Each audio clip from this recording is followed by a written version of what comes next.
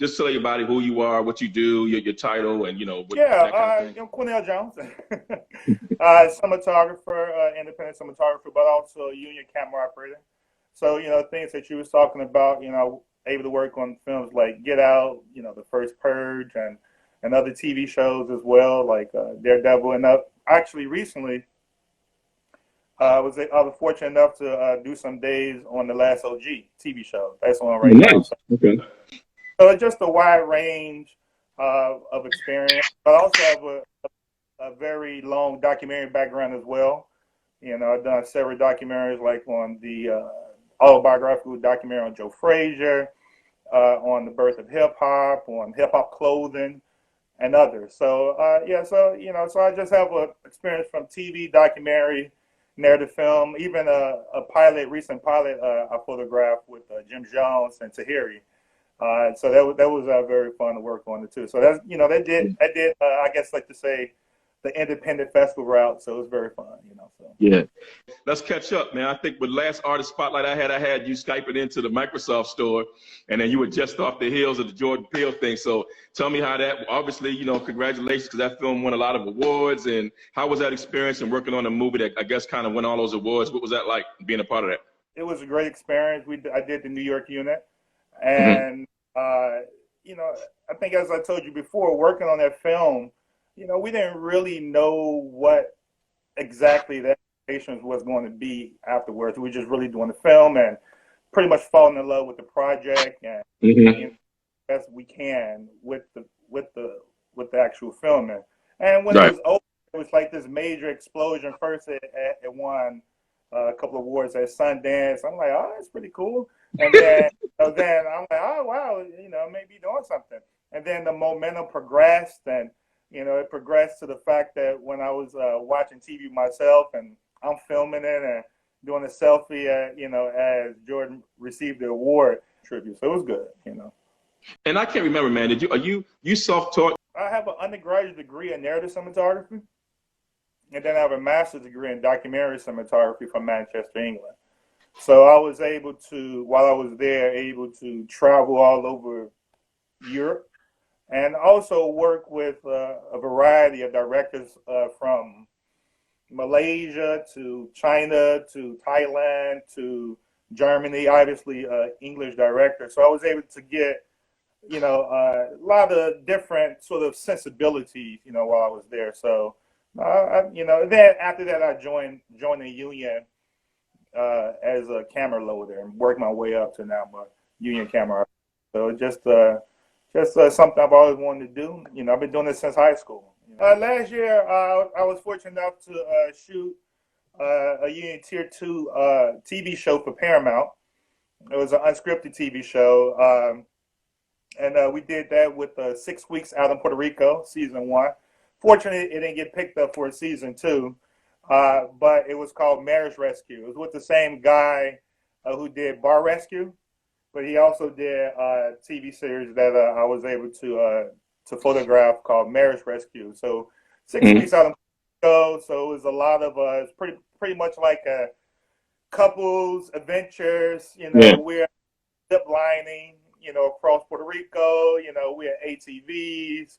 I'm on boats. So it was kind of a wild adventure for 6 weeks. It was in the middle of a jungle. You know what I mean? So it's quite an adventure. So that was very fun to work on. But also I have a documentary out that recently just screened in Jamaica television. So our documentary is about this group of kids coming from a very poor village in Jamaica, trying to make their way up, to leading champs. Unfortunately, they didn't win, but it was more about the journey of Right. them compared to like bigger schools who have more money, and it's like like a Rocky story, so to speak. So that just finished screening in Jamaican TV and should be screening in PBS in the upcoming week. So yeah. You've done kind of the full gamut, right? You've done docs, you've done indies, you've done Marvel series, you've done movies. So what's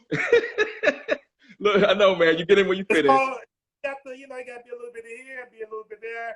What do you prefer? What's your preference and why? As a camera op? It's all storytelling. You know, it depends on the medium I'm Jumping speaking. from You know obviously what I mean? maybe like a $50,000 indie to a multi-million-dollar whatever Marvel series or whatever.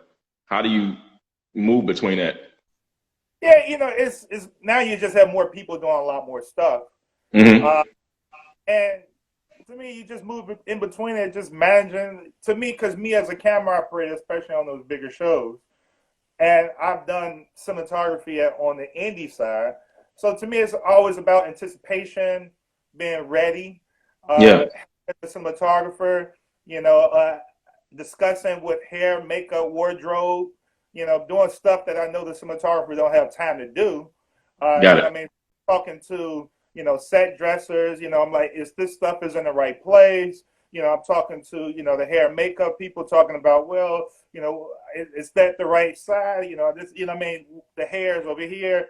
So it's a different philosophy versus when I'm shooting an indie film and I'm the cinematographer, and Mm-hmm. I have my grip and my gaffer and man, my PAs and it's a different sort of mode because I'm dealing with producers and now I'm dealing with directors and a director always comes to me and say, "What you think?" And are we, all that sort of stuff. So the conversation is different, versus when I'm a cinematographer versus when I'm a camera operator. So Yeah. it's different conversation, Mm-hmm. but it always trying to get to the point of making a great image. You know Got what it. I mean? And so it just doesn't matter what part of the process I'm in. You know what I Mm-hmm. mean? We all trying to get to the best images What should you be possible. doing to prepare yourself to, get noticed by Quenell or a showrunner, director, whatever? It's about continuously trying to work on your game because it's not always about creating the work, which is good, but Mm-hmm. sometimes it's about it's the research behind the work too. Research painters, you know what I mean. It may not be like immediately there, but through it's just in you. You know what I mean? So if you watch enough images, all of a sudden you start relating, and all of a sudden you're like, oh, wait a minute, I remember this on this side, and actually these colors match this, So it just in the bank of memory and stuff like that. So because when you actually on set, you just don't have time to think, especially on a bigger show. The pace is at a quickened pace.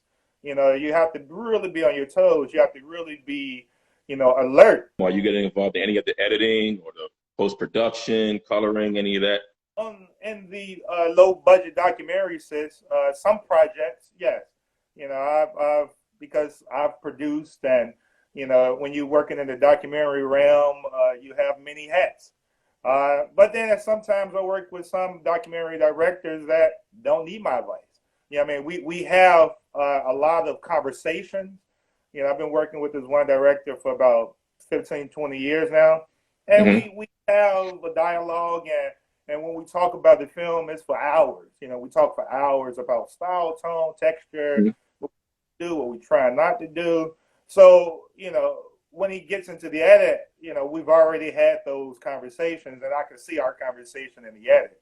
And, Mm-hmm. something differently.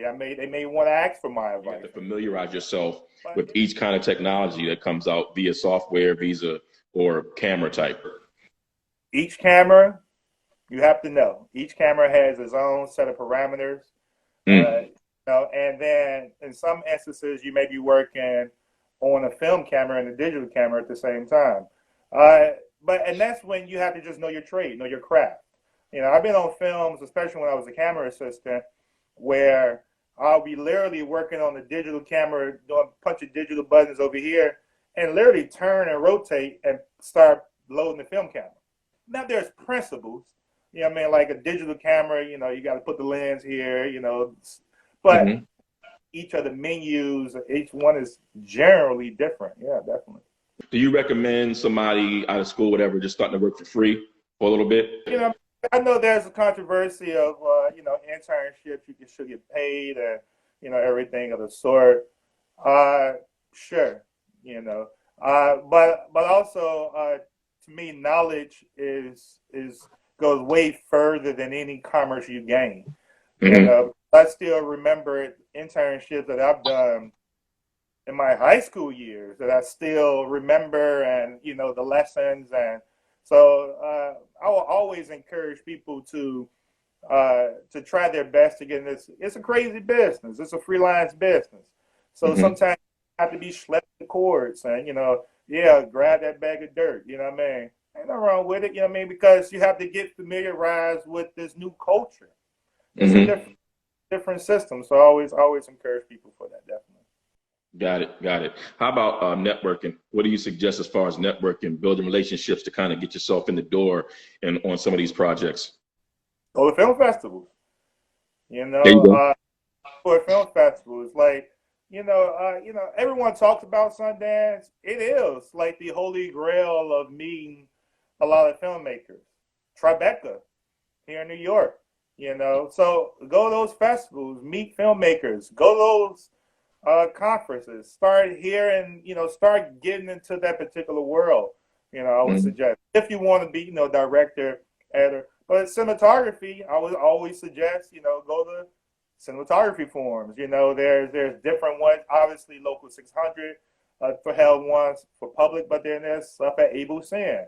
There's stuff at Airy and other places. Sometimes Panavision. So there are other places that may be able to offer stuff so you'd be able, but you have to familiarize yourself with technology and the people around it. But go to those places, and you start meeting people, and and obviously I will always suggest people to join the union, because you come to unions and you go to union events, and then you be able to start getting knowing people. They get to know you, and hopefully there's a synergy or a reaction there. So my director that I met, that I've been working with for like 15, 20 years now, when I was living in England, I met him at the film festival I went to in England. When I first got there, I was like, well, what you going to do? Go to a festival, So I was there looking around, and I walked up, introduced myself to him. We shook hands. We was friends, just really drinking buddies for like a year. And then he said, oh, yeah, by the way, I have a project. And boom, that was our first film. And, and it spiraled to we're continuously working on, and we already planning our new project now. So it's just been, it works. I'm not saying it's easy or if it's going to happen all the time, but, you just got to get yourself out there, We had like kind of a resurgence of a lot of African American talent, as far as shows, as far as directors, as far as all kind of behind the scenes. How do you see that trend continuing in 2020 and above? And have you seen that we're starting to get a lot of shows greenlit or projects that you've heard? What's your forecast for that? Would you say we are in a new era? Will this trend continue? I think it will. I mean, I believe so. The technologies, hell, you and I are talking on Instagram. The technologies, you cannot put this genie back in the box. It's out. What I mean? But now it's upon us as creators to continue making films, and I'm all for it, without a doubt. Just give us some kind of advice as to what you would do, a game plan going in with maybe low financing and resources, but you want to get a quality product.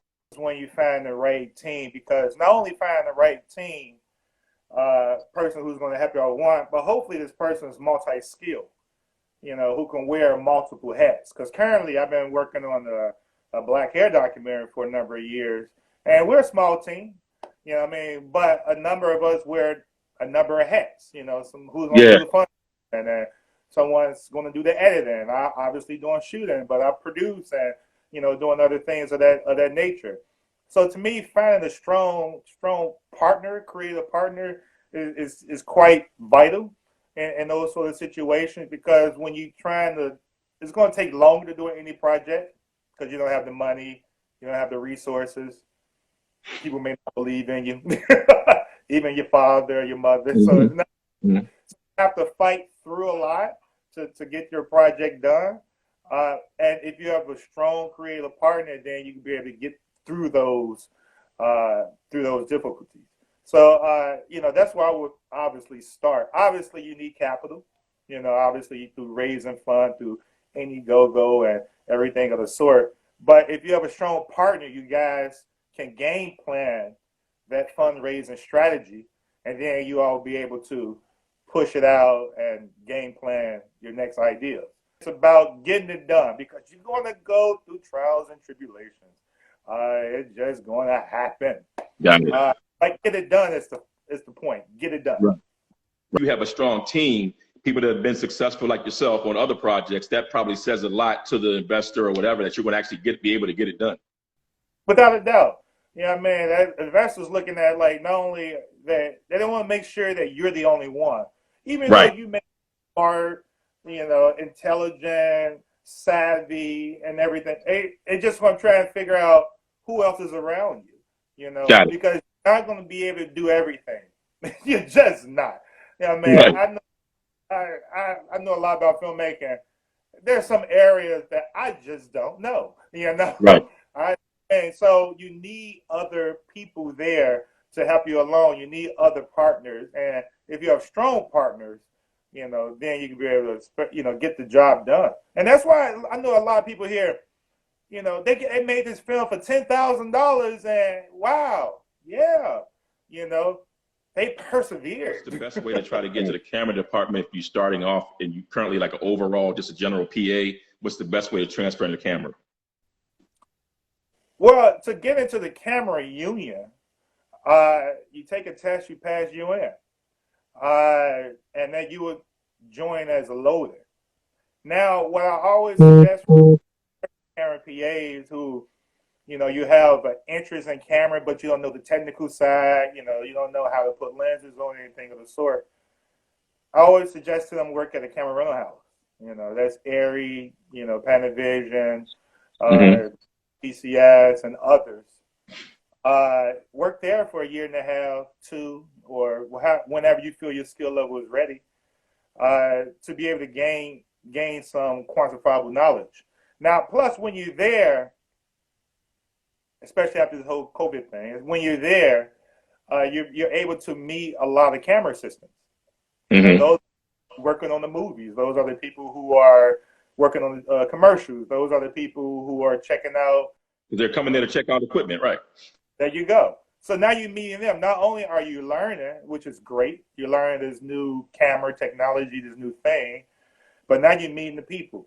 Right. So you could call in the future to ask them, and hopefully, because I'm in the camera union, then you can be able to prepare yourself to take the union test, which happens every year. I'm signed to an online network for Roku. We want to start shooting for the next season, but we need funding. It's IndieGoGo. I guess his answer is IndieGoGo is probably the best platform to raise funds. It depends. I've talked to friends who raise money on Kickstarter or IndieGoGo, and they rave about Kickstarter because of the algorithm and they can be able to reach more people. And but the problem with Kickstarter is that if you don't raise all your funds, you don't receive any funds. You don't get anything. Yeah. Right. And that's a risk, because you put in all this work. Because I put the campaign together myself, and I went through IndieGoGo because just like everyone else, if you have the risk of not raising enough funds, you still need funds to get your project done. So I went through IndieGoGo. We raised about $5,000-$6,000 for our project. Travel around the country to shoot the documentary.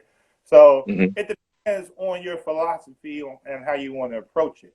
You know what I mean? So because my understanding, and this is with a friend who raised over $100,000 on Kickstarter. And he raves about Kickstarter because of the algorithm and blah, blah, blah. But also he's failed and he raised close to his number and he got nothing. There's a play there, what I mean? And it depends on you as a person, how you want to invest that time. And what do you could say about someone new coming on set? What should we look out for as far as etiquette, the political side, that kind of thing? Starting out, you're new on set, you don't know anybody, don't have a lot of skills. Give me some pointers of somebody can kind of, once they're in there, how they can stay in there. Yeah, now that depends on the job, because if you're a PA, especially on a bigger job, you're usually with the AD department. You know what I mean? And if you're a PA, you're listening to and following instructions from your key PA and your second ADs.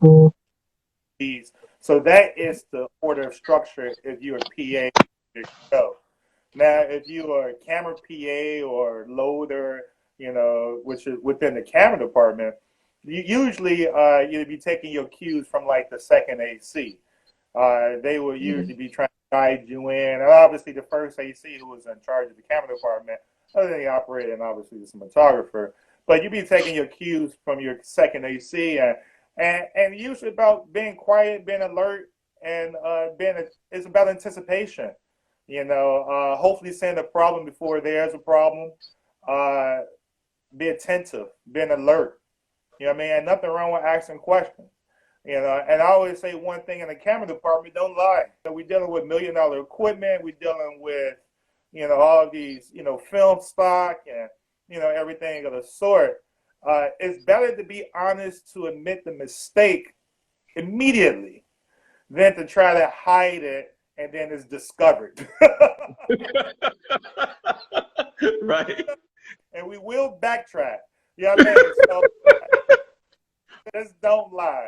If you made a mistake, say, I don't want to be in the middle of a shot.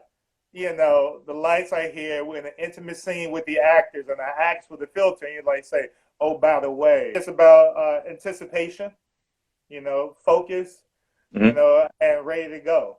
You know what I mean? To me, I could deal with that more so, you know, if a person may not, especially, you know, I work on independence, so if a person can be green, and that's fine, you know. But if a person is willing to get in the mud, get dirty with me, you know, grab that, ask for help, you know, if you need that, you know, I start showing them more. Like, you know, actually, you know, you need more of that, you know. So it's really about that. It's really about, you know, being focused, attentive, and be ready to go.